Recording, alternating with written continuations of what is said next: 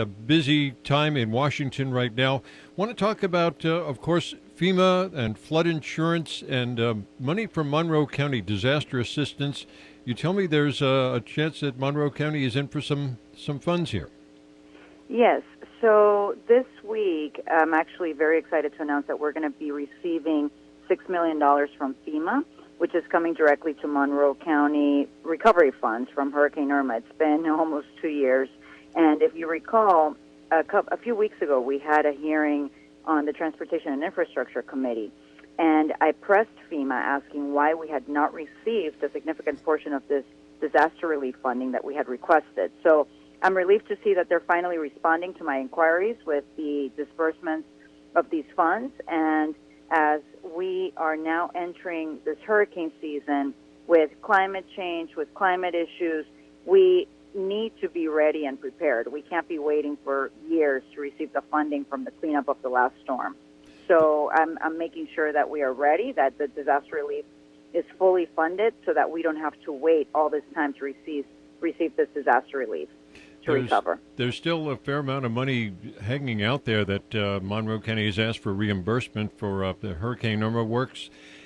Anything along that line? Did they indicate whether that money will continue to come down?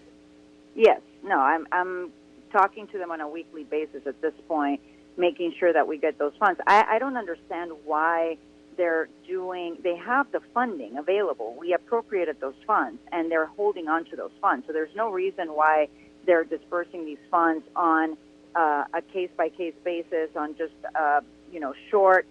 short periods of time, giving us just portions of those funds.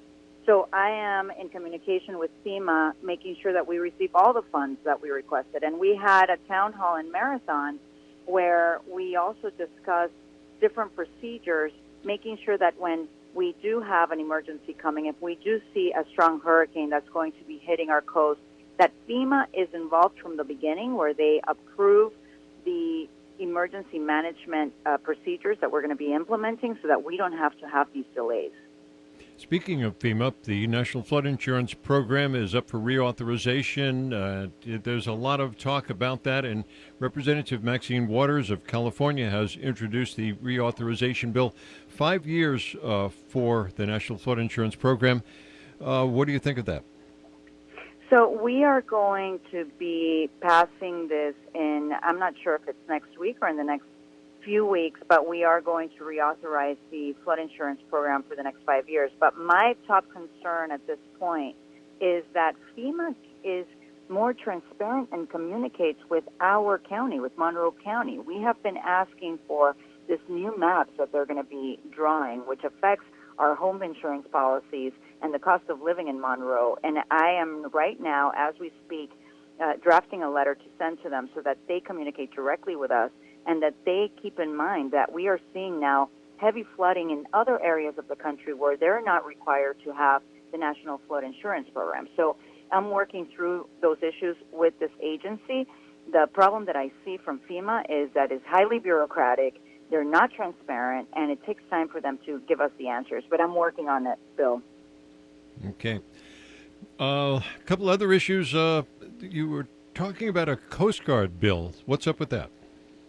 Yeah, so I am very excited that I'm actually leading a bill. I'm introducing it this week, the Coast Guard Shore Infrastructure Improvement Act, which requires the commander of the Coast Guard to take steps to make sure that the Coast Guard thinks strategically about how it's repairing its installations.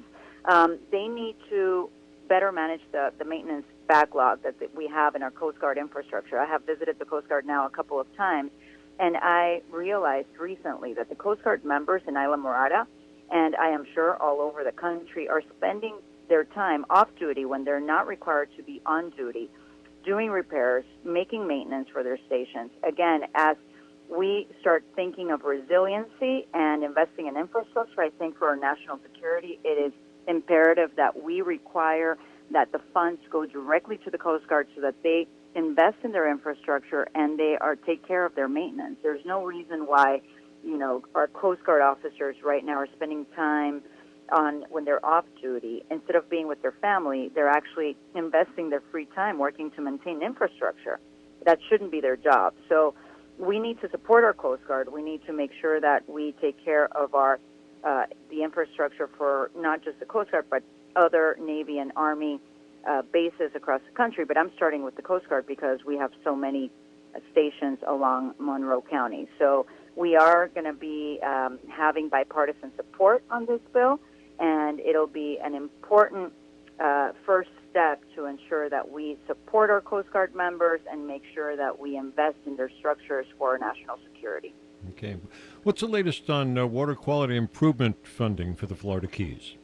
Yes, and as you probably are aware, we've been working on this for a few years, and they have not been getting their reimbursements. But we will be passing a significant funding that's going to support the Keys Water Quality Improvement Program, which really has been an ongoing problem of leaky septic tanks along the coast, contaminating our water. So we need to make sure that we are reimbursing Monroe County for this funding, and it's part of the appropriations bills that we have included, which is part of the Army Corps of Engineers for construction of environmental infrastructure. So this funding, we are receiving more than what we had requested, which is very positive. I've been working very closely with the chair of the Appropriations Committee, and this week and next week, we're focusing specifically on passing all these bills that will support infrastructure, water quality improvement programs, and other, education. I will talk to you more about it next week, but we're doing some really good work for our community.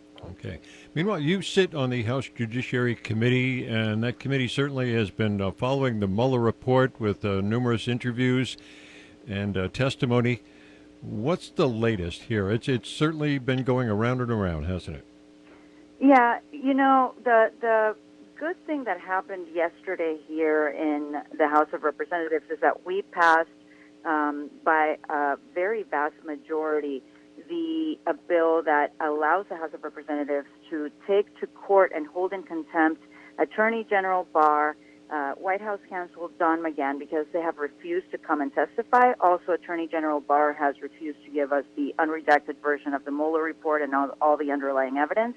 But we realized this week that Attorney General Barr does not want to be held in contempt. So he, for the first time in months, he has now started to negotiate to provide us with the evidence that we have been requesting. I will be going to the Department of Justice in the next few days, whether this week or next week. We're trying to schedule that, but I will be reviewing some of the evidence, and I'll keep you posted. But the truth of the matter is, what we all need to pay attention to is that the Mueller report did find that Russia interfered in our elections. We have evidence that they're trying to do the same again for 2020. So we have to be prepared, and we have to understand exactly what happened. President Trump asked White House counsel Don McGahn to do things that are against the law, against the Constitution, and I want to make sure that I personally review that evidence. We owe it to all of our members in our community, to all of the American people that have actually invested in this report. Mueller took about 22 months to prepare this report. He released it. There's a lot of evidence there that there are several instances where the president obstructed justice, and the most important thing is that people are educated, they understand what's in there, and I will do my part in trying to give you as much information as I receive once I start looking at the evidence. Okay. Anything else you'd like to bring to our attention this morning? Just that we have some heavy weeks in D.C. this week and next week. It's all appropriations, but we are going to be investing millions of dollars on one of the requests that I had in coral reef restoration and the Everglades Restoration Project. I've been talking about this for months, but I had requested $200 million, and that should be also passed this week. So I'm very excited. We're getting funding that we need specifically for our environment, for Coast Guard members, for education. I will talk in more detail about the education bills next week. Okay. Congresswoman Debbie Mucarsel Powell, thank you for joining us this morning. Take care, and we'll talk more next week. Thank you, Bill. Take care.